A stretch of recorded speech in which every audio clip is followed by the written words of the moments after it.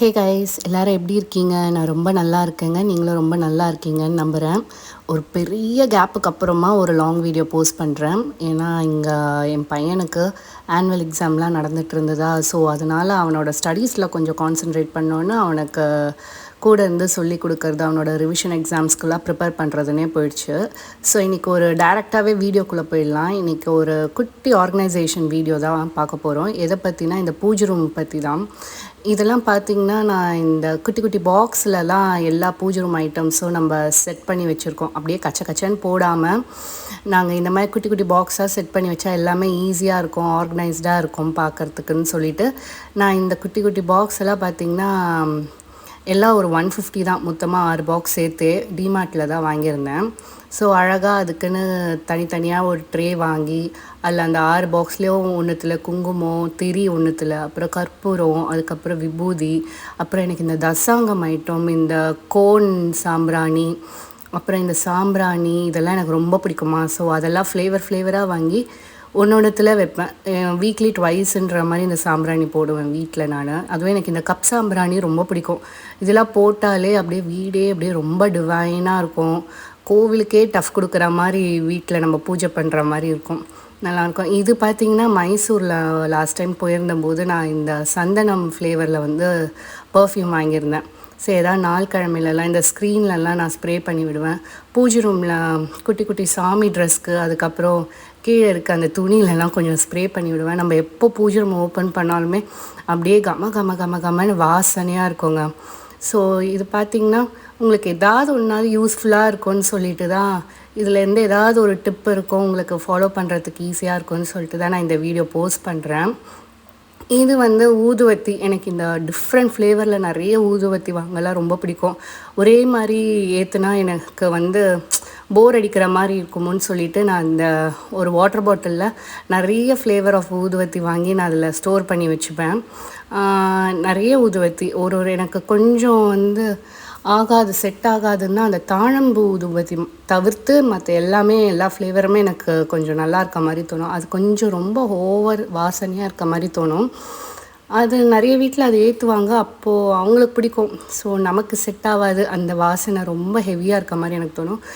எனக்கு இந்த மோஸ்ட்லி இந்த சாண்டில், அதுக்கப்புறமா வேறு என்ன ஃப்ளேவர், அது எப்படி சொல்ல, இந்த கற்பூரம் ஃப்ளேவரில் ஒரு ஊதுபத்தி இருக்கும்.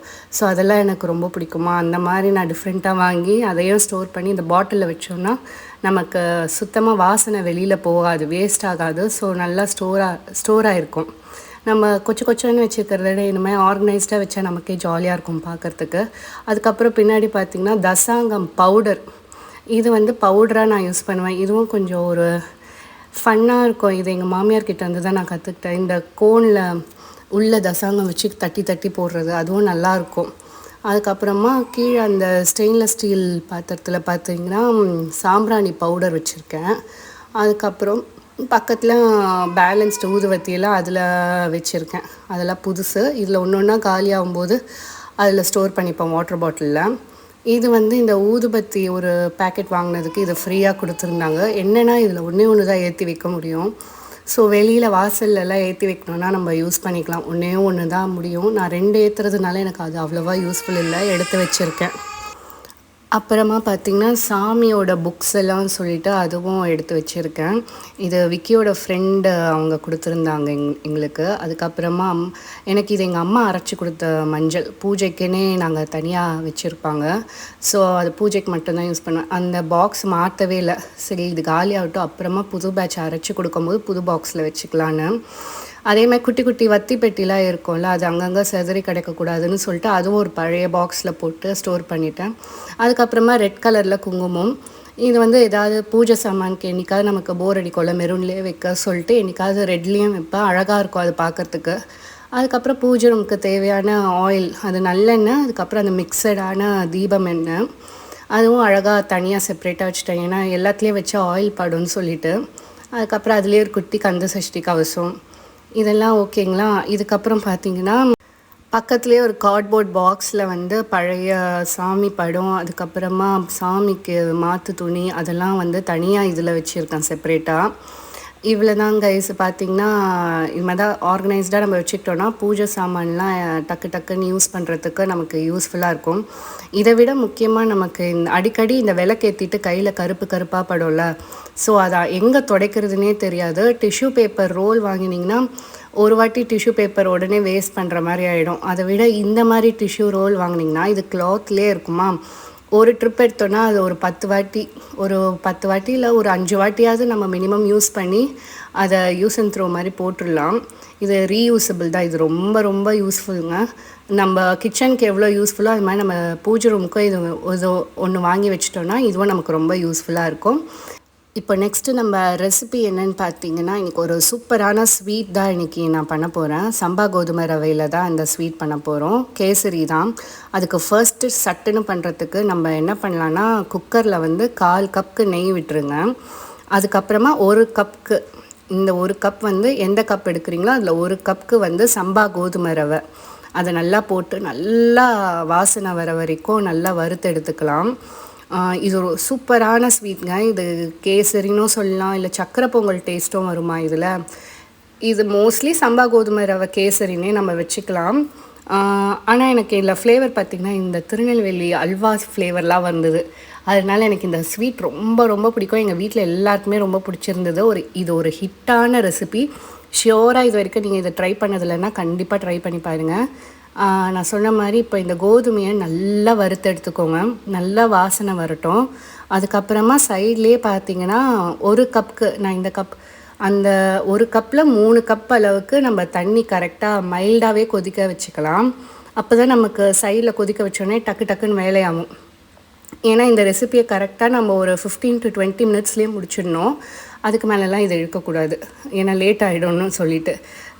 இப்போ நம்ம இதில் கொதிக்க வச்சிட்டோமா. இப்போ இந்த வறுத்த ரவையிலேயே நான் வந்து பார்த்திங்கன்னா இந்த 1 கப்பு அளவு தான் நான் சேர்த்துக்கிட்டேன். எந்த கப்பில் எடுத்துக்கிட்டோமோ அதுலேயே கரெக்டாக 3 கப் அளவு தண்ணி ஊற்றிக்கலாம்.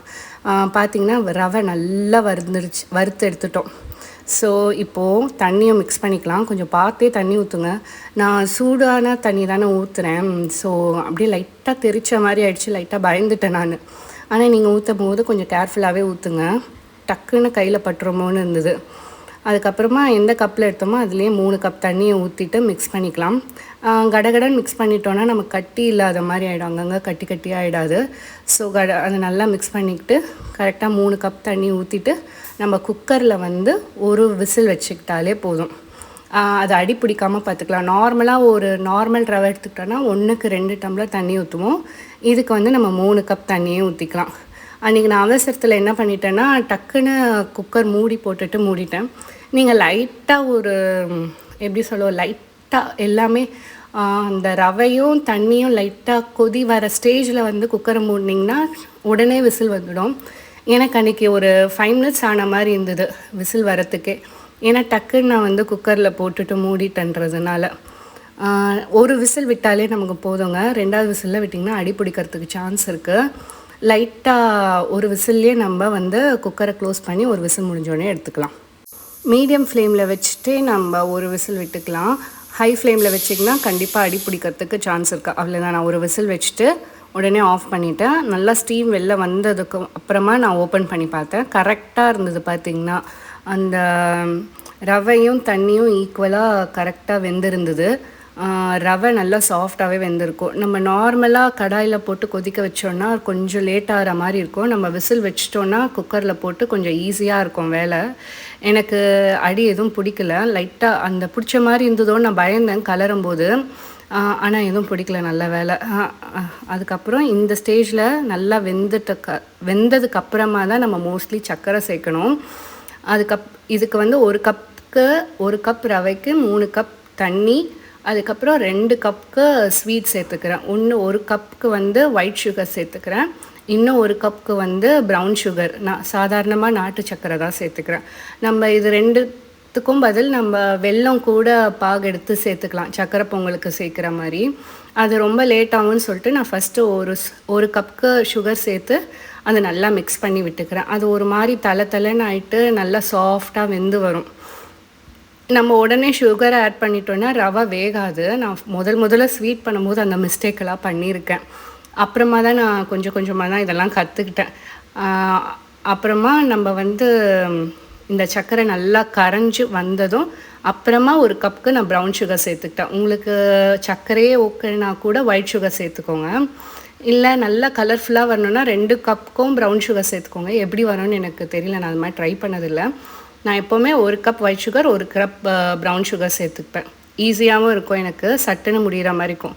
இது நல்லா மிக்ஸ் ஆகிடுச்சா, இதில் நல்லா ஒரு கொதி வந்ததும் நம்ம இப்போ வந்து 1 கப்புக்கு ப்ரௌன் சுகரையும் ஆட் பண்ணிக்கலாம். நம்ம எந்த கப் எடுத்தோமோ அந்த கப்லேயே நம்ம வந்து அளவு தான், அந்த 1 கப்பை வச்சே தான் நான் மொத்தம் அளவும். உங்களுக்கு எக்ஸ்ட்ராவாக ஸ்வீட் வேணும்னாலும் நீங்கள் வந்து ஆட் பண்ணிக்கோங்க. நான் கரெக்டாக 2 கப் சேர்த்துக்கிட்டேன். இப்போ நல்லா மிக்ஸ் பண்ணிட்டோன்னா அந்த கலர் கொஞ்சம் கொஞ்சமாக தான் மாறும். ஃபஸ்ட்டு பார்க்கும்போது லைட் ப்ரௌனாக இருக்கும். அதுக்கப்புறமா கொஞ்சம் கொஞ்சமாக அதை நம்ம மூடி வச்சு சமைக்கும்போது நல்ல ஒரு கலர் கன்சிஸ்டன்சி கிடைக்கும் நமக்கு. அது கரெக்டாக திரண்டு வரும், அது எதுலேயும் ஒட்டாமல். ஸோ பார்த்திங்கன்னா இப்போ லைட்டாக தானே இருக்குது கலர். அப்புறம் போக போக பார்த்திங்கன்னா நல்ல கலர் வரும் இதில். இது நல்லா கொதி வந்துட்டுருக்கும் போதே கொஞ்சம் மைல்டாக சிம்மில் வச்சு அடுப்பை நல்லா நம்ம ஸ்லோவாக வச்சுட்டு இந்த முந்திரி பருப்பு, திராட்சை இதெல்லாமே கூட நம்ம நெக்ஸ்ட்டு வறுத்து அதை ஆட் பண்ணிக்கலாம். இப்போ நான் என்ன பண்ண போகிறேன்னா, இதை வந்து பக்கத்தில் இருக்க ஸ்டவ்வில் ட்ரான்ஸ்ஃபர் பண்ணிட போகிறேன். அதுக்கு முன்னாடி அதை மூடி போட்டு கொஞ்சம் லோ ஃப்ளேமில் வச்சுட்டு பக்கத்தில் இருக்க ஸ்டவ்வில் ஷிஃப்ட் பண்ணிவிட்டு இந்த ஸ்டவ்லேயே நான் வந்து முந்திரி, திராட்சை எல்லாம் வறுத்து எடுத்துக்க போகிறேன். ஃபஸ்ட்டு 1/4 கப்புக்கு நெய் சேர்த்துருந்தேன் இல்லையா, இப்போ வந்து பேன் எடுத்துக்கிட்டு இதில் வந்து ஒரு கரெக்டாக 1/4 கப்புக்கு நெய் எடுத்துக்கிறேன். மொத்தமாக இவ்வளோ நெய் சேர்த்தாலே போதும். இல்லை இதை விட நீங்கள் டயட் கான்ஷியஸாக இருந்தீங்கன்னா இதை விட கம்மியாக கூட சேர்த்துக்கோங்க.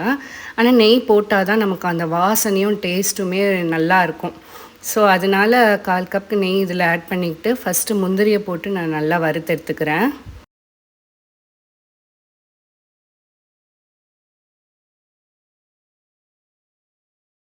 முந்திரி நல்லா ப்ரௌனாக ஆகட்டும். எனக்கு வந்து முந்திரியை விட இந்த ட்ரை கிரேப்ஸ் ரொம்ப பிடிக்குமா, எனக்கு திராட்சை தான் ரொம்ப பிடிக்கும். ஸோ அதனால் முந்திரி கொஞ்சம் போட்டுட்டு அதுக்கப்புறம் திராட்சை வந்து எனக்கு பிடிக்குன்றது ஒரே ரீசனுக்காக அது கொஞ்சம் நிறையவே ஆட் பண்ணிக்கிட்டேன். அதே நெய் தான், முந்திரியை மட்டும் செப்ரேட்டாக எடுத்துக்கிட்டேன். அதே நெய்லேயே இப்போ திராட்சையை வந்து வறுத்துக்கலாம். திராட்சை பார்த்திங்கன்னா இது நல்லா ஃப்ரை பண்ணாலே ஒரு செம ஃப்ளேவர் கொடுக்கும் இல்லைங்க. என்னென்னா அது நல்லா பலூன் மாதிரி உப்பி வருமா, எனக்கு கொஞ்சம் பயமாகவே இருக்கும், எங்கேயா வெடிச்சிடுமோன்னு ஒரு பயத்துலேயே தான் அதை ஃப்ரை பண்ணின்னு இருக்கேன். உங்களுக்கு யாருக்காவது அந்த மாதிரி இந்த திராட்சையை வறுக்கும் போது உங்களுக்கு பயம் வந்திருக்கான்னு சொல்லுங்கள். பாருங்கள், அது லைட்டாக அப்படியே குட்டி குட்டியாக பால்ஸ் மாதிரி உப்பி வரும், அப்படியே கலர் சேஞ்ச் ஆகிடும். அது வெடிச்சிடுமோன்னு எனக்கு எப்போவுமே இதை பண்ணும்போது ஒரு பயம் இருந்துகிட்டே இருக்கும் எப்போவுமே. உங்களுக்கு அந்த மாதிரி ஏதாவது வியர்டான ஃபீலிங் இருந்திருக்கான்னு சொல்லுங்கள். நல்லா திராட்சை அதோட கலர் நல்லா ஒரு கோல்டன் ப்ரௌன் வந்ததும் அது தனியாக எடுத்து வச்சுக்கிட்டு இப்போது நம்ம ரெடி பண்ணதை வந்து இது அடிலாம் பிடிக்காது, பயப்பட வேணாம். நல்லா மிக்ஸ் பண்ணி எடுத்துக்கிட்டு, ஏன்னா அது கொஞ்சம் மூடி வச்சா தான் அந்த கலர் கரெக்டாக வருது எனக்கு தெரிஞ்சு. ஸோ அதை மூடி வச்சோடனே இப்போது குங்குமப்பூ ஃப்ளேவருக்காகவும் சரி, கொஞ்சம் கலருக்காகவும் சரி, அன்றைக்கி எனக்கு சுத்தமாக டைம் இல்லை, அவசரமாக கொஞ்சம் பண்ணனால நான் டக்குன்னு குங்குமப்பூவை போட்டுட்டேன். உங்களுக்கு டைம் இருந்ததுன்னா லைட்டாக வெந்நீரில் ஒரு 1/4 கப்புக்கா ஒரு 2 ஸ்பூன் வெந்நீரில் வந்து குங்குமப்பூ போட்டு ஒரு 5 மினிட்ஸ் கழித்து அப்புறம் போட்டிங்கன்னா இன்னும் நல்லாயிருக்கும், கலர் இன்னும் நல்லா வரும். அதுக்கப்புறம் ஒரு 1/4 ஸ்பூனுக்கு ஏலக்காய் பவுடரும் போட்டுக்கிட்டேன். ஏன்னா ஏலக்காய் கொஞ்சம் தூக்கலாக போட்டிங்கனாலே அந்த கோதுமைக்கு நல்லா வாசனையாக இருக்கும். ஏன்னா மற்ற கோதுமை, அந்த ஒயிட் ரவையை கம்பேர் பண்ணும்போது இந்த கோதுமையில் ஒரு மைல்டாக ஸ்ட்ராங்கான கோதுமையோட ஃப்ளேவர் வரும்.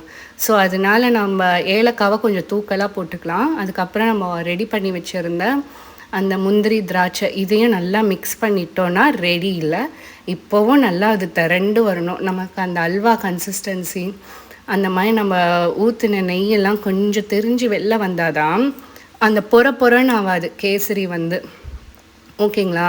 அப்போ தான் நீங்கள் கையில் எடுத்து சாப்பிடும்போது அப்படியே எப்படி சொல்ல, நல்லா அல்வா மாதிரி எடுத்து சாப்பிட்லாம். ஒரு சக்கரை பொங்கல் எந்த கன்சிஸ்டன்சியில் இருக்குமோ அந்த மாதிரி இருக்கும்.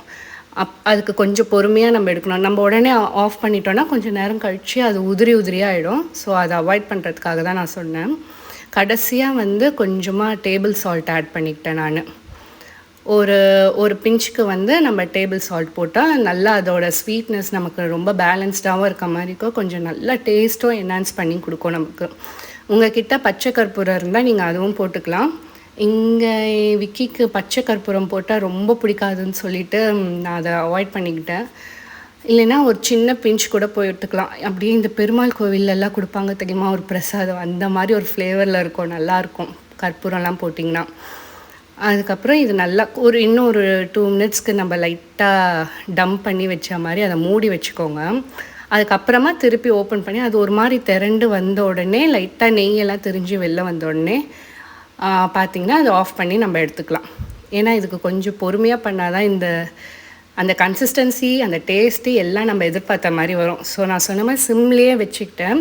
ஒரு 2 to 3 மினிட்ஸ் அதுவும் அதை மூடி போட்டு அப்படி வச்சோன்னா தான் திரிஞ்சு வரும் நெய்யெல்லாம் வெளியில். கரெக்டாக ஒரு 3 to 4 மினிட்ஸ் கழித்து நம்ம எடுத்து பார்த்தோம்னா நம்ம ஊற்றிருந்த நெய்யெல்லாம் கரெக்டாக அழகாக வெளில திரிஞ்சு வந்திருக்குமா. இதுதான் கரெக்டான கன்சிஸ்டன்சி. பார்த்திங்கன்னா அப்படியே அல்வா மாதிரி இருக்குது சொன்னேன்ல. ஸோ இந்த மாதிரி நம்ம ஸ்டேஜில் ஆஃப் பண்ணி எடுத்தோம்னா ரொம்ப நேரத்துக்கு நமக்கு இந்த மாதிரியே சாஃப்டாக இருக்கும். ஏன்னா சம்பா கோதுமையில் கொஞ்சம் பார்த்து பண்ணால் தான் அது நல்ல ஒரு பதமாக வரும். இல்லைன்னா நமக்கு உதிரியாக ஆகிடும், கொஞ்சம் நேரத்துலேயே அப்படியே கேக்காக ஆன மாதிரி ஆகிடும். இதே மாதிரியே எடுத்து பாருங்கள், இதே மாதிரி தான் இருக்கும். நம்ம ஒரு 2 ஹவர்ஸ் கழித்து அது நல்லா ஆறுனதாக எடுத்து சாப்பிட்டிங்கனாலும் இதே மாதிரி பக்குவத்தில் தான் நமக்கு வரும்.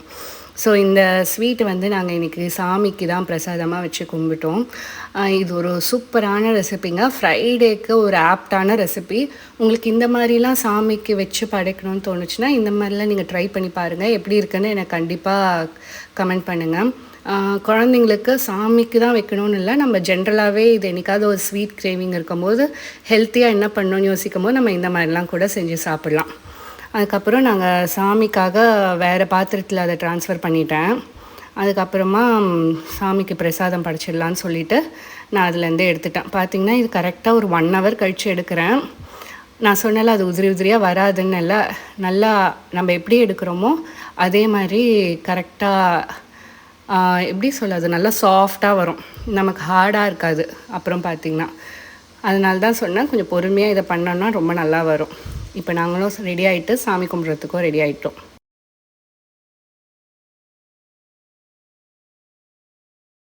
சூப்பராக இருக்குல்ல. ஏன் அப்பப்போ பிரேக் விடுறேன்னு பார்த்தீங்கன்னா எனக்கு ரொம்ப வளவலன்னு பேசிகிட்டு இருந்தால் அவங்களுக்கு போர் அடிச்சிடுமோன்னு ஒரு பயம்தான். பார்த்திங்கன்னா எவ்வளோ அழகாக இருக்குது. ஸோ நாங்கள் சாமி கும்பிட்டுட்டு டேஸ்ட் எப்படி இருக்குதுன்னு நான் உங்களுக்கு கண்டிப்பாக சொல்கிறேன்.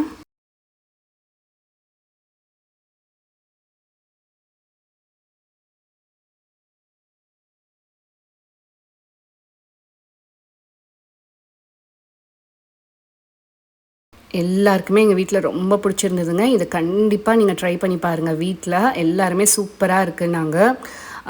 அல்வா உங்களுக்கு பிடிக்கும்னா அப்போ இந்த ஸ்வீட் உங்களுக்கு கண்டிப்பாக பிடிக்கும். அடுத்த வீடியோவில் மீட் பண்ணுற வரைக்கும் நல்லா சாப்பிட்டு ஜம்முன்னு இருங்க.